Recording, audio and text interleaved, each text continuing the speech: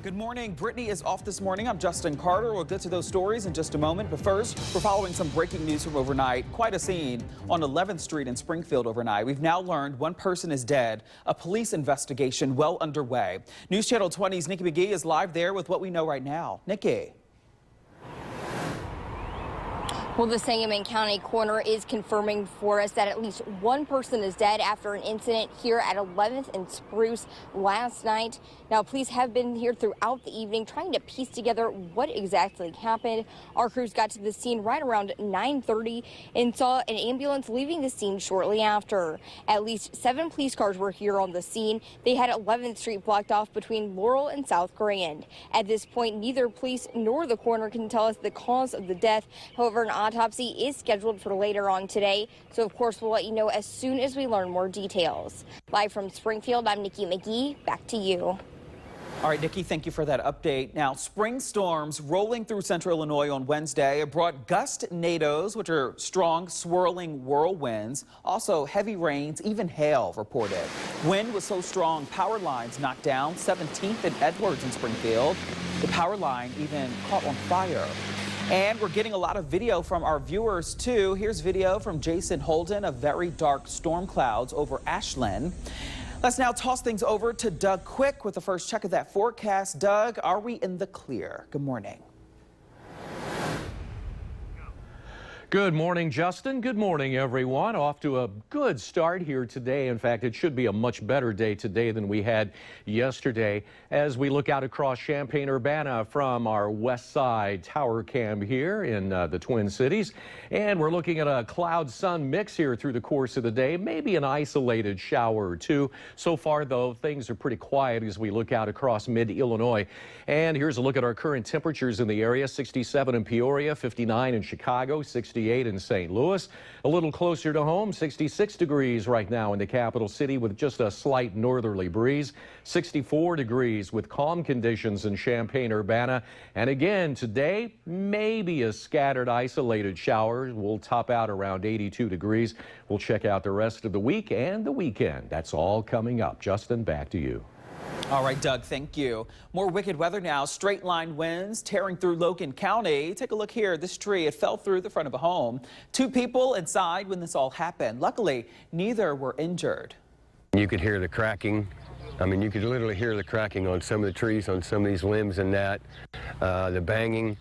And like we said before, I mean, we got a water trough that's probably almost 1/16 of a mile away that it got blown from. Now, contractors were out, and they say it'll take about a few weeks to rebuild.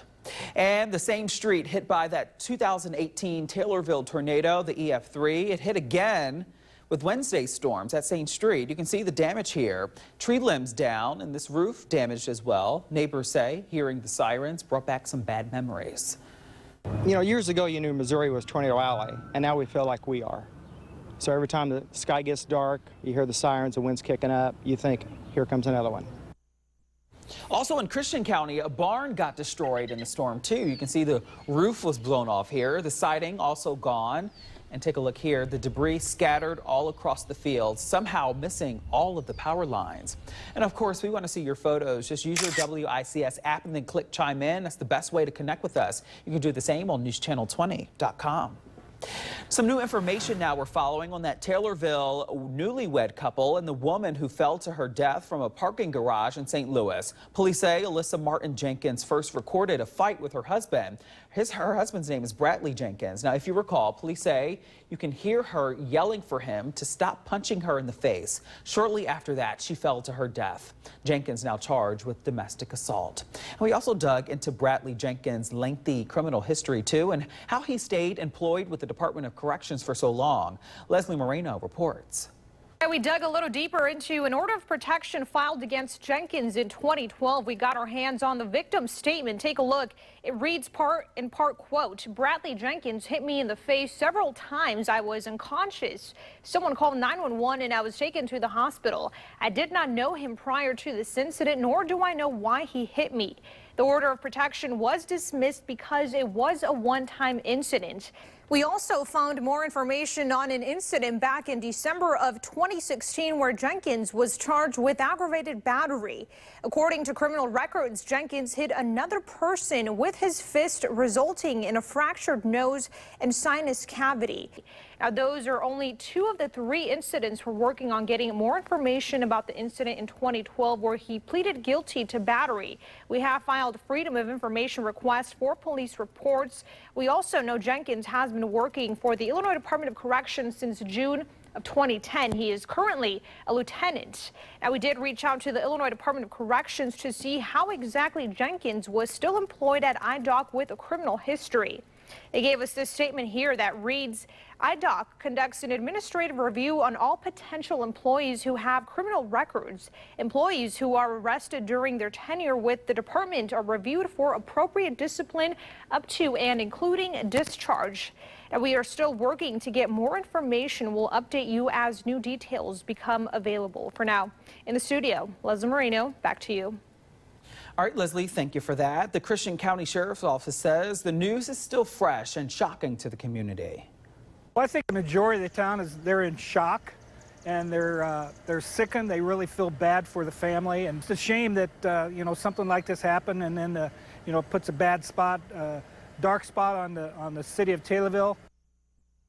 Court papers also show Jenkins initially lied to police and said he was not with his wife before she fell to her death. According to an affidavit, homicide charges could be filed in this case. The 911 calls made for Empire actor Jussie Smollett have been released. They are now linked to his claim of being a victim of a hate crime. Turns out director and choreographer Frank Gatson made those calls on his behalf. He said Jussie Smollett was reluctant to make the report initially. Smollett later charged with lying to police. Prosecutors dropping those charges, though, back in March. And singer R. Kelly back in court today. He's expected to plead not guilty to 11 new charges, 4 of those including aggravated criminal sexual assault. Kelly also pled not guilty back in February for 10 counts of aggravated sexual abuse. He could face 30 years in prison for each new charge if he's convicted. Still to come on Sunrise, a teenager held at gunpoint, and what happened after, all call on camera. We have the dramatic footage. Plus, 2 Illinois children die in a house fire. Their parents now charged, and now there's some new allegations that DCFS may have dropped the ball. When we come right back.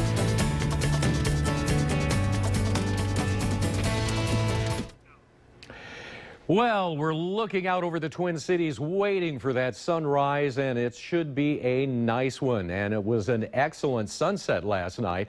If you had a chance to see that, hopefully you did. If you missed it, you missed something quite spectacular. Well, today we're looking at a cloud-sun mix through the course of the day. There is a chance of maybe an isolated shower this afternoon. We'll top out in the low 80s. Right now, though, things are quiet as we look out across mid-Illinois. Quite a contrast to what we were seeing yesterday afternoon and evening. But as we look into the day, we're in a low threat here area across much of central Illinois, and it sinks even further south as we get into the day tomorrow, so no real worries there. As far as current temperatures are concerned, we're starting out in the 60s. We'll be up in the low 80s today, not quite as warm as it was yesterday. We were looking at some upper 80s to around 90 degrees across mid-Illinois. 65 right now in Decatur, 64 in Champaign, 66 right now in the capital city, and the dew points are still quite high, up into the 60s. Well, that's what's left of those storms. They pretty much dissipated, although there's still plenty more where that's coming from across the southern part of the state, or the country, I should say. Meanwhile, we've got a nearly stationary front here that will continue to be the focus of some activity. Low pressure starts to move into the Ohio River Valley as high pressure sits right on top of us here, so that should keep us with some fair weather at least through perhaps early Saturday. Our next weather maker, though, could be bringing us a few scattered showers as we get into later in the day on Saturday. So for today, here's what we're looking at. Partly sunny skies with a slight chance of maybe an isolated shower or two, or maybe even just a few sprinkles. Don't worry too much about that. 82 degrees today. Winds will be light out of the east. And then for tonight, mostly cloudy skies once again. Mild conditions We'll see a low tonight of around 62 degrees and the wind still coming in from the north anywhere from 5 to 10. Then the Sutton 7-day storm team forecast starts to indicate perhaps some trouble here as we get into the weekend. We're talking late Saturday afternoon and evening, just a chance of a few scattered low-grade showers and thunderstorms. And then on Sunday, a likelihood of showers and storms so far, 82 degrees once again the high. Then as we get into early next week, things start to cool down before another chance of showers starts to move in on Wednesday. And that's the way things are looking. Justin, over to you. All right, Doug Quick, thank you. Coming up next, a couple now behind bars for the death of their children in Quincy, but they could have been alive right now if DCFS stepped in sooner. We'll have reaction. And an unbelievable situation caught on camera. A kidnapper stopped in his tracks.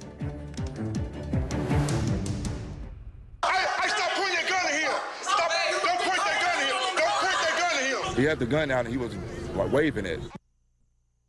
A man in Kentucky charged for pulling a gun on a 13-year-old. This one happened Tuesday in Louisville, and the terrifying encounter captured on camera. Witnesses say Fabio Chen held on to the boy's arm while he begged him to let go.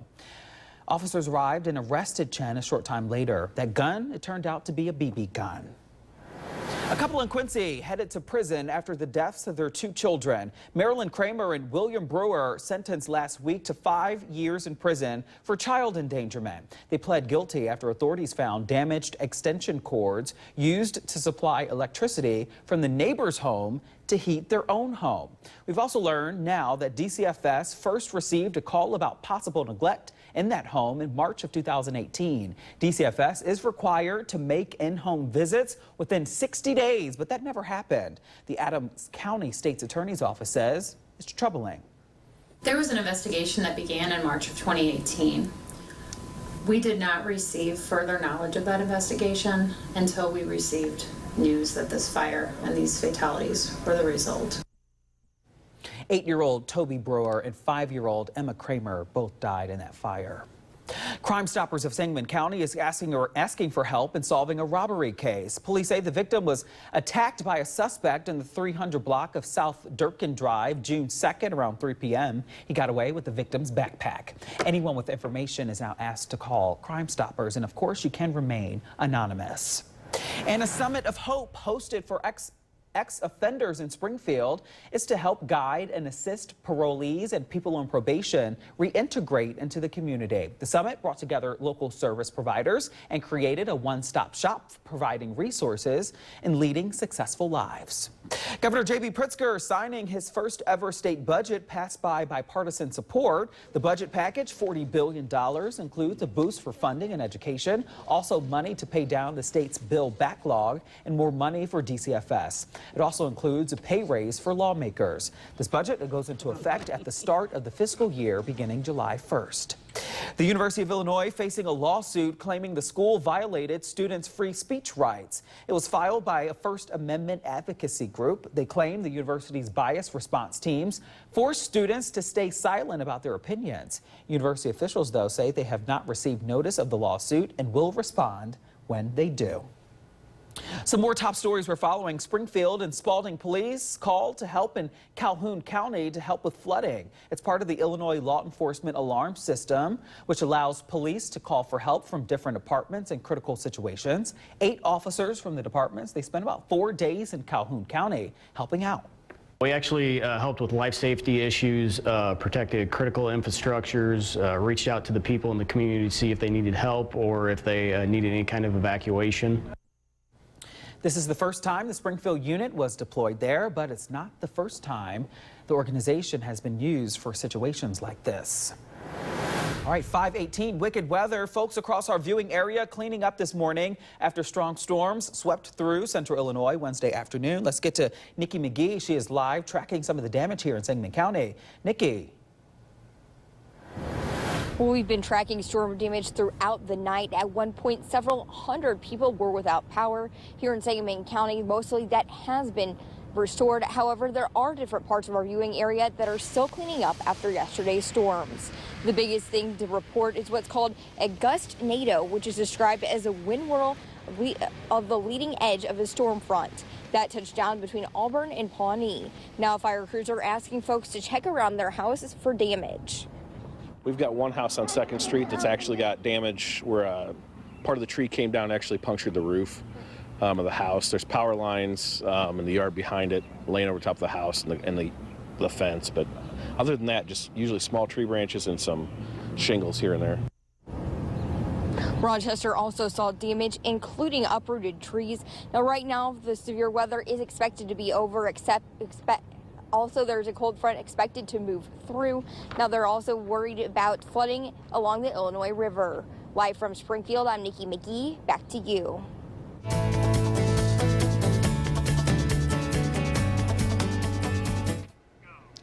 Good morning once again. It is 5:20 on this Thursday, June 6th, and we're looking at temperatures down into the 60s across mid-Illinois, 66 right now in the capital city, 64 in Jacksonville, 65 in Litchfield, 65 also in Decatur, 64 in Champaign, 67 degrees currently in Danville, real close to the dew point, so it's a bit muggy out there this morning, a little bit of a haze, and the winds just very, very light coming in from the north. Generally speaking. Dick Van Dyke Appliance World Live Doppler looking out across mid-Illinois. Things are certainly quiet here this morning, and hopefully we'll be able to keep them that way.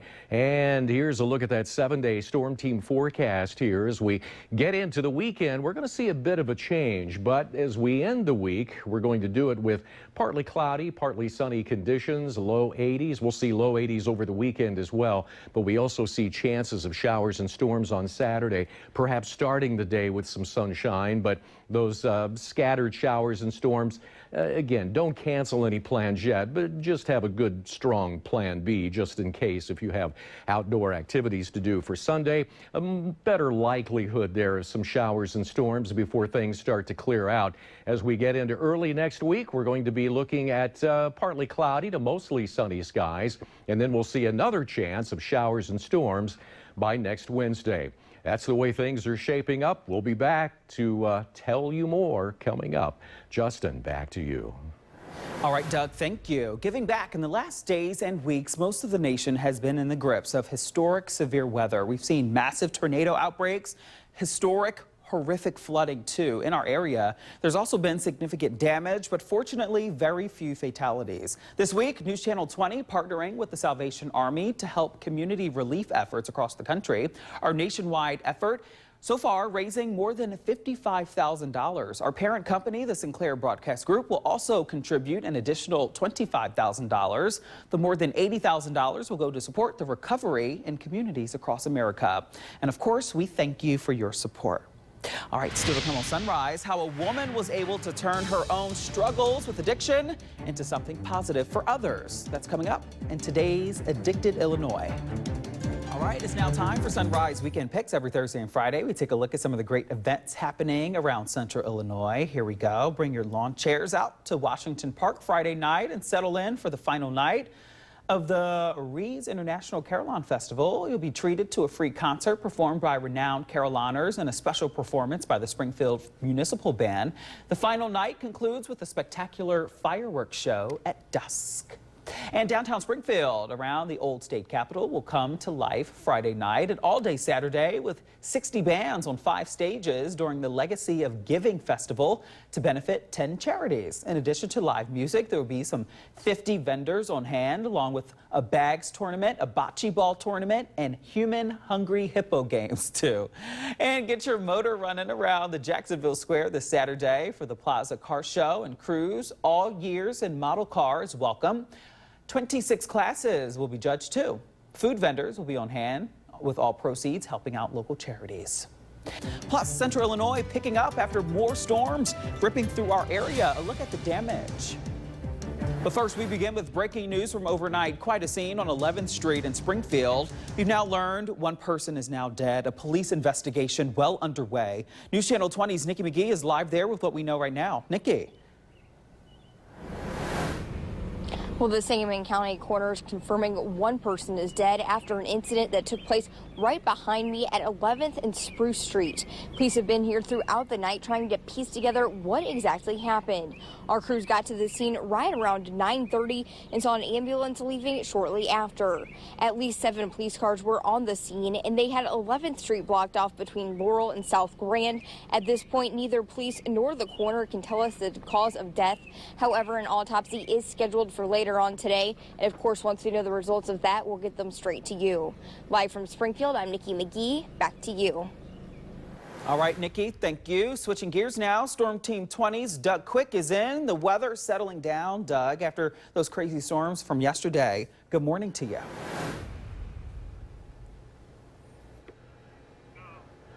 Good morning, Justin. Good morning, everyone. Looking out over the Twin Cities, Champaign-Urbana here this morning, and looking at that sunrise this morning, and you can see it just peeking through the clouds out there, just a little bit of a haze. In fact, we've got some pretty high dew points, and we'll check those out coming up a little bit later. Clouds and sun mix, though, that's what we're expecting through the course of the day today. Some areas might even pick up an isolated shower. Today's high expected to be around 82 degrees. Right now, though, things are quiet as we look out across mid-Illinois. Quite a contrast to what we were looking at yesterday. Here's a look at our current temperatures across the Midwest. 69 degrees in the Quad Cities, 66 in Quincy, also in Indianapolis and Carbondale, 69 degrees in Evansville, and 67 degrees out in Kansas City. A little closer to home, 66 in the capital city. Winds coming in from the north at around 6 miles an hour. Calm conditions in Champaign and 64. And today we hope to see a little bit of sunshine, but certainly not the volatile weather that we had yesterday. We'll check it all out for you. The end of the week and the weekend coming up. Justin, back to you. All right, Doug, thank you for that. Continuing our storm coverage now, the area between Pawnee and Auburn saw what's called a gust-nado. It's a strong whirlwind on the leading edge of a storm front. Thankfully, it did not cause too much damage. The Pawnee Fire Department says mostly trees were uprooted, and despite the very strong winds, many are thankful it wasn't worse.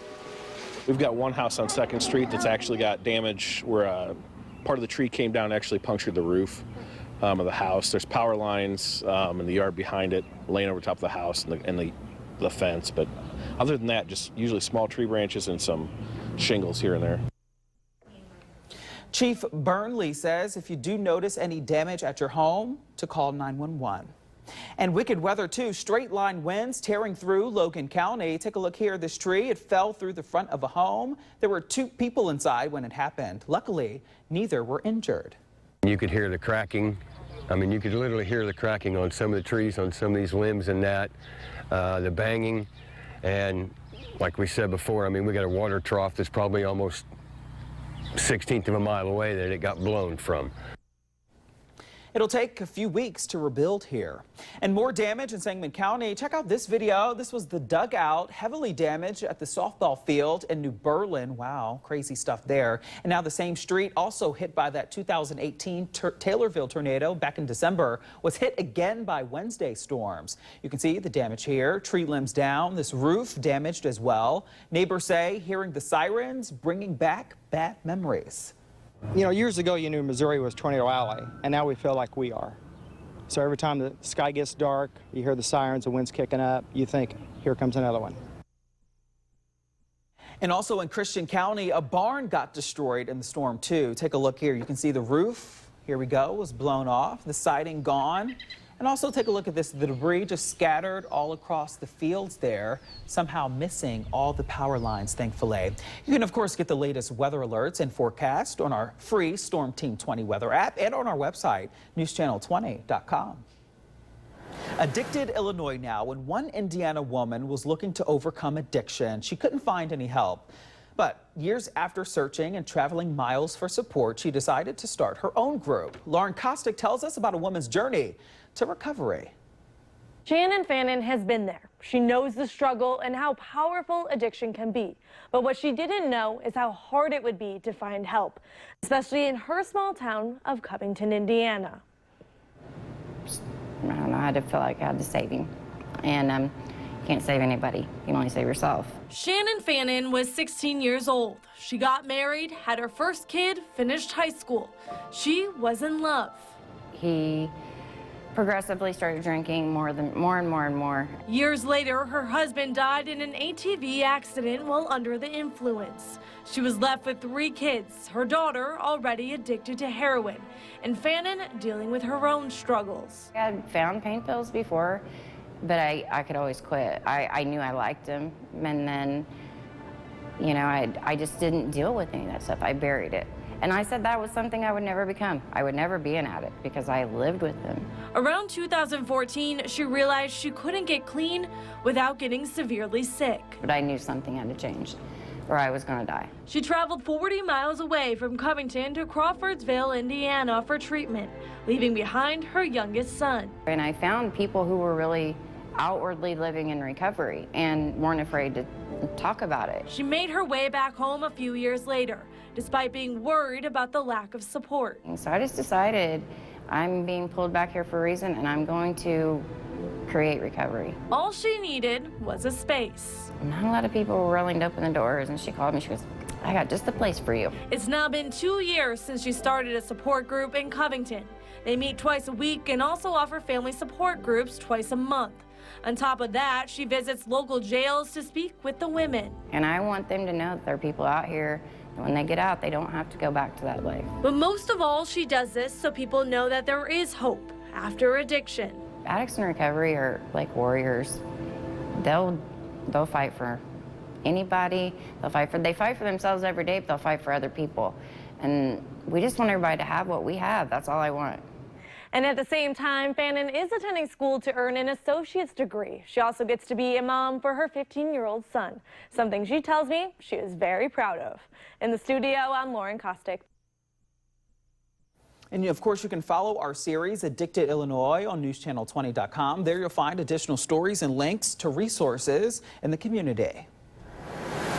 Justice for Ying Ying. Jury selection continues today for the man accused of murder in the murder of U of I scholar Ying Ying Zhang. And one question hundreds of potential jurors are facing is, would you feel comfortable sentencing a man to death? If convicted, Brent Christensen is facing the death penalty. Few potential jurors say while it's one thing to answer that question on a questionnaire, it's another matter to decide whether a person lives or dies. Jury selection expected to continue for the rest of the week. The trial slated to start on Wednesday. Okay, vacations ending in tragedy. Investigators working to determine what caused 5 Americans to die in 3 separate incidents, both in the Dominican Republic and in Fiji. The CDC and World Health Organization assisting. The Dominican Republic National Police citing respiratory failure and an abnormal buildup of fluid in the lungs for a Maryland couple. A 3rd toxicology report is pending. Also in Fiji, the health ministry there says 2 deaths are being investigated right now there as well. Still to come on Sunrise, controversial commentators going before a judge. Why conspiracy theorist Alex Jones being sued. And Congressman Rodney Davis speaking out on the recent storms across the region. Good morning to you once again. It is 5:41 and we're looking out to the northwest from the west side of Champaign, actually seeing some blue sky out there along with some thin clouds. That's pretty much what we're expecting here today, a mixture of sun and clouds, maybe even an isolated shower depending on your location, but that's just a very slight chance. This afternoon's high expected to be around 82. Looking out across mid-Illinois from west central Indiana all the way over into the Beardstown area and Quincy, not seeing any precipitation, quite a change from what we were looking at yesterday and last evening. Well, we're still under a very low severe weather risk. I wouldn't worry too much about that. As we get into the day tomorrow, that risk starts to sink a little further south. So I think tomorrow we're going to be looking at some pretty good conditions. Now, again, today is not that bad either. But look at the temperatures here in the 60s right now, including 66 degrees in the capital city, 66 in Taylorville, a little further south there along the Mother Road, 65 degrees in Litchfield, 66 in Mattoon, also in Danville, and 63 degrees up in Watseka. And the dew points still hanging hanging out in the low 60s, so it's a bit humid out there. It'll be a bit sticky even today. But what's left of that storm system, just a few fragments. That's what we're seeing here down to the south. And this is where all the activity is taking place at the present time. But you can still see a little bit of cloudiness. Now, there's what's left of that frontal boundary. That's going to continue to sink to the south, right along the Ohio River Valley. And then a low pressure system starts to develop along that system. And that'll continue to bring moisture up into the area. In fact, by the time we get into late Saturday afternoon, we could see a little bit of that here in our area as well, sort of a backdoor approach. You can see just a few scattered showers there before 10 o'clock on Saturday. So again, don't cancel any plans if you have outdoor activities scheduled for Saturday. So for today, 82 degrees, partly sunny. Again, just a very slight chance of a shower here, and then later tonight, mostly cloudy down to around 62 degrees. Looking ahead over the next 7 days, well, there's that chance of showers and storms for Saturday. But again, don't sweat that too much. As we get into Sunday, though, we've got a likelihood of showers and storms. Things start to clear out early next week. We'll see another chance of showers and storms by next Wednesday. Justin, over to you. All right, Doug, thank you. Coming up next, why brushing your teeth could be good for another part of your Wall Street debut. It is filed with the U.S. Securities and Exchange Commission to go public. The company is best known for its internet-connected indoor bikes and subscription cycling classes. The classes can be streamed live or on demand into your home. A woman in Alaska wants to use vending machines to help moms avoid diaper emergencies. She came up with Baby Vend. It's a vending machine that dispenses baby products. It includes anything from diapers to changing pads, pacifiers, breastfeeding products too. The first Baby Vend machine is already up right now and running at the Anchorage Airport. Cool stuff.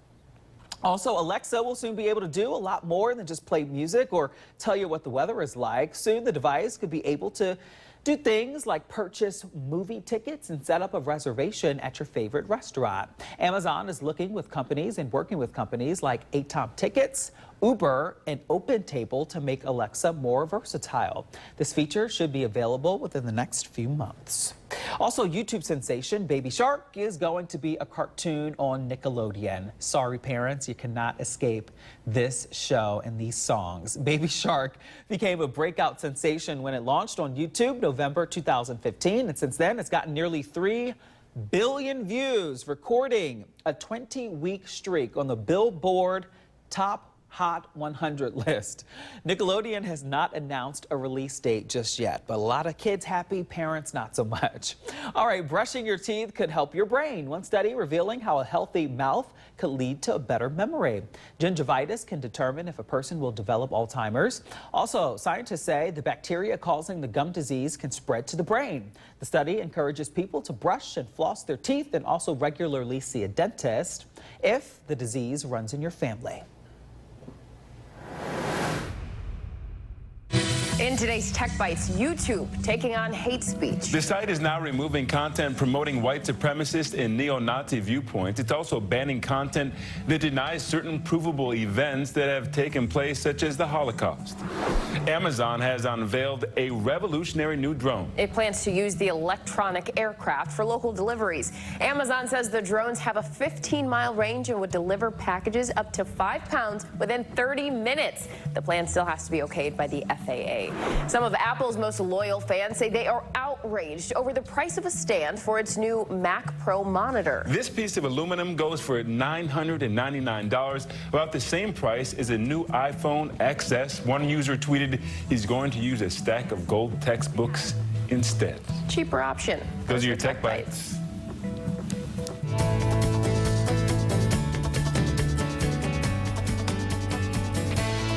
Good morning to you. It is 5:51 on this Thursday morning. Temperature-wise, we're in the 60s right now. 66 degrees in the capital city, 65 in Decatur, 64 right now in Champaign, 66 in Taylorville, 64 degrees in Jacksonville, and 66 degrees over in the Danville area. And the dew point's not too far away, and that is bringing us a little bit of a haze out there this morning.